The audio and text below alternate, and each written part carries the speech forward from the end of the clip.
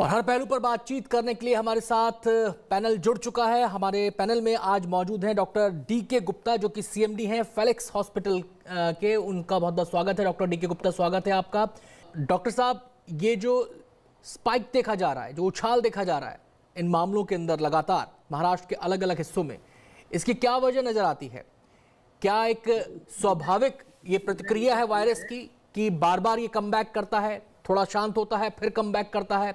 हमने यूरोप में भी देखा, हमने अमेरिका में भी देखा, हम इंडिया में भी इसको देख रहे हैं। या फिर ये कोताही हुई है, कहीं कोई ढिलाई हुई है, उसका नतीजा हमारे सामने है? बिल्कुल। तो अभी हम सबको पता है कि वायरस हमारी कम्युनिटी के अंदर है। पैंडेमिक, पूरा पैंडेमिक फैला हुआ, पूरे विश्व में फैला हुआ है। क्योंकि हमें पता है कि जब तक हर्ड इम्यूनिटी डेवलप नहीं होगी पूरी तरह से, इस वायरस को कंट्रोल नहीं कर सकते हैं। और जैसे ही हम लोग जिनको वैक्सीनेशन नहीं हुआ है, जो लोग अभी इनको इन्फेक्शन नहीं हुआ है, वो लोग इम्यून नहीं है, उनका नंबर जैसे भी इकट्ठा थोड़ा सा बढ़ जाएगा, उसी टाइम वो लोग ससेप्टेबल पॉपुलेशन बन जाते हैं, उन लोगों को इन्फेक्शन का खतरा बढ़ जाता है। ऐसे ही अदरवाइज दूसरे ऑलरेडी हो चुका है, बट उनकी एंटीबॉडीज कम हो गई, उनकी वीन ऑफ हो गई एंटीबॉडी, तो वो लोग हो जाते हैं। क्योंकि इन्फेक्शन की दर पूरे, अगर हम भारत में बात करें, 25% नहीं हुआ, तो 70-80% पॉपुलेशन ऐसी है डिफरेंट जिलों में, गांव में, डिस्ट्रिक्ट में, जो अभी भी ससेप्टेबल है, हाई रिस्क है, वल्नरेबल है, जिसको इन्फेक्शन हो सकता है। तो अभी जो गलती हम लोगों से ये हुई है कि अभी पूरा कंट्रोल नहीं हुआ है, वैक्सीनेशन सबको नहीं लगा, उसके बावजूद भी हम लोगों ने जितने भी अपने प्रिकॉशंस थे छोड़ दिए हैं। लोगों ने मास्क लगाना छोड़ दिया। लोग मास्क लगाते हैं तो नाक के नीचे मास्क लगाते हैं, या हैंड हाइजीन नहीं कर रहे हैं, सैनिटाइजेशन नहीं कर रहे हैं, फिजिकल डिस्टेंसिंग फॉलो नहीं कर रहे हैं। भीड़ भाड़ वाले इलाकों में सब लोग जा रहे हैं, कॉलेजेस खुल गए, मॉल खुल गए। अगर ये क्रियाओं पे थोड़ी सी कंट्रोल नहीं करता, जी, लॉकडाउन जैसे भारत उत्पन्न हो रहे हैं, तो वो देश के विभिन्न देशों में अन्य डिस्ट्रिक्ट में ऐसी प्रॉब्लम हो सकती हैं। दूसरी बात, सरकार को चाहिए इस समय वैक्सीनेशन प्रक्रिया को बहुत तेज करना पड़ेगा, क्योंकि हमारी जनसंख्या 135 करोड़ है, लगभग 270 करोड़ डोज वाली है। उसको अगर इतने स्लो हम करेंगे तो लगभग 2 साल लग जाएंगे उसको वैक्सीन लगाने में। तो इसलिए हम सबको, सरकार को, जन सरकार ने हम सबकी बात सुनी है। आपसे हम लोग बात कर रहे थे कि प्राइवेट सेक्टर को इन्वॉल्व करना चाहिए, तो प्राइवेट हॉस्पिटल को इन्वॉल्व किया है। अब सरकार को चाहिए 24 घंटे 24/7 वैक्सीनेशन करना चाहिए, और इसको कंपल्सरी कर देना चाहिए 45 प्लस कोमॉर्बिड लोगों के लिए और 60 प्लस जो जितने लोग हैं। जब तक कंपल्सरी नहीं करेंगे तो लोगों का सपोर्ट भी बहुत कम है। डॉक्टर साहब, लोगों के अंदर एक धारणा ये भी देखी जा रही है कि वैक्सीनेशन शुरू हो चुका है, अब इसका खतरा टल गया है, या जिनको वैक्सीन एक लग गई है वो ये मानकर चलते हैं कि वो तो, उनमें तो इम्यूनिटी आ चुकी है, वायरस उनका कुछ नहीं बिगाड़ पाएगा। क्या ये जो गलत धारणाएं लोगों के जहन में है, ये भी जिम्मेदार है इन हालात के लिए? बिल्कुल, ये मिथ है कि आपको सिंगल डोज लेने के बाद आप इम्यून हो गए हैं, आप प्रोटेक्ट हो गए हैं, आपको इन्फेक्शन नहीं हो सकता है। सिंगल डोज नहीं, दोनों डोज लगने के लगभग बाद ही आपके अंदर इम्यूनिटी डेवलप होती है, वो भी सिर्फ 70 से 80% लोगों में। 20% लोग फिर भी ससेप्टेबल रहते हैं इन्फेक्शन के लिए। तो इसलिए जब तक दोनों डोज ना लग जाएँ, उसके बाद 2 से 4 हफ्ते का इंटरवल चाहिए, और उसमें भी 70-80% लोग ही प्रोटेक्ट होंगे। तो इसलिए वैक्सीनेशन ड्राइव को हमें बड़ा करना चाहिए, और जब तक 70-80% लोगों को वैक्सीन ना लग जाए पूरे प्रदेश में, तब तक सारे प्रिकॉशन, चाहे वो हाथ धोना हो बार-बार, नाक मुँह को ढकना हो, भीड़-भाड़ वाले इलाकों में नहीं जाना हो, फिजिकल डिस्टेंसिंग फॉलो करनी, ये सब चीज़ें शिद्दत से हमें फॉलो करनी चाहिए। अगर नहीं करेंगे, और वैक्सीनेशन 2 चीज़ें हैं, दोनों तरफ से बात करना पड़ेगा। जो हम प्रिकॉशंस ले रहे थे, उनको कंटिन्यू करना पड़ेगा अगले 5 महीने के लिए। तो अगले 6 महीने में हमें चाहिए देश की सिग्निफिकेंट पॉपुलेशन, मतलब 50-60% पॉपुलेशन को हम लोग इम्यूनाइज करवा दें।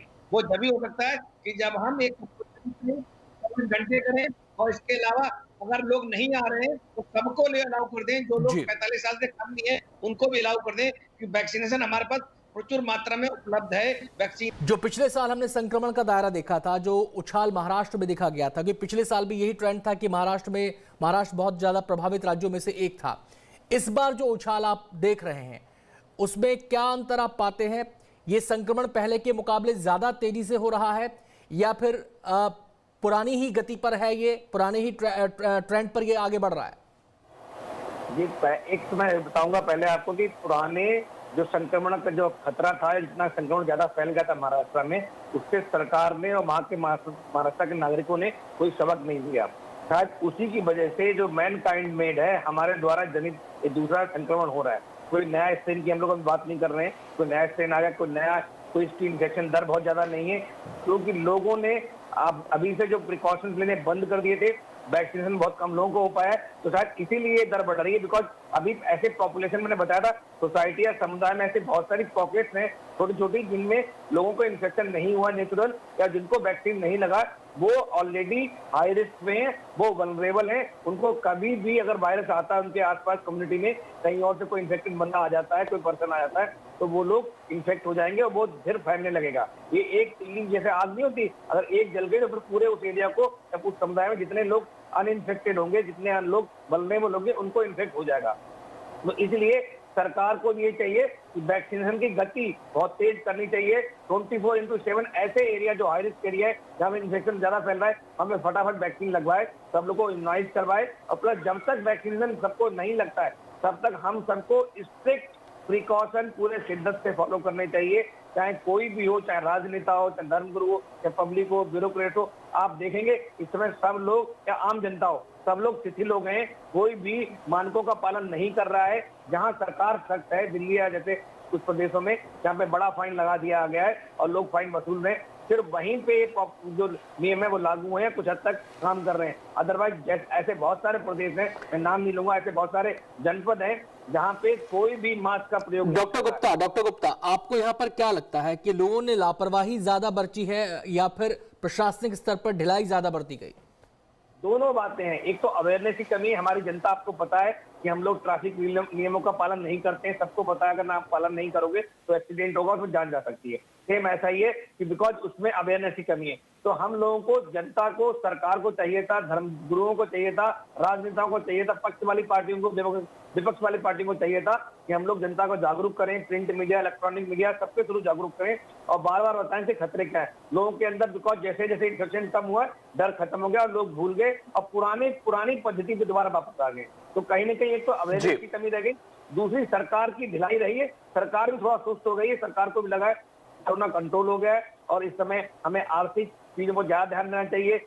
बिल्कुल सही था, बट साथ साथ हमें बैलेंस रख के चलना चाहिए था, आर्थिक गतिविधियों को बढ़ाना चाहिए था और जो प्रिकॉशन थे उनको फॉलो करना चाहिए था। और तीसरा जो ऑब्जेक्टिव था कि वैक्सीनेशन प्रक्रिया को बहुत फास्ट करना चाहिए। बहुत बहुत शुक्रिया डॉक्टर गुप्ता आपका।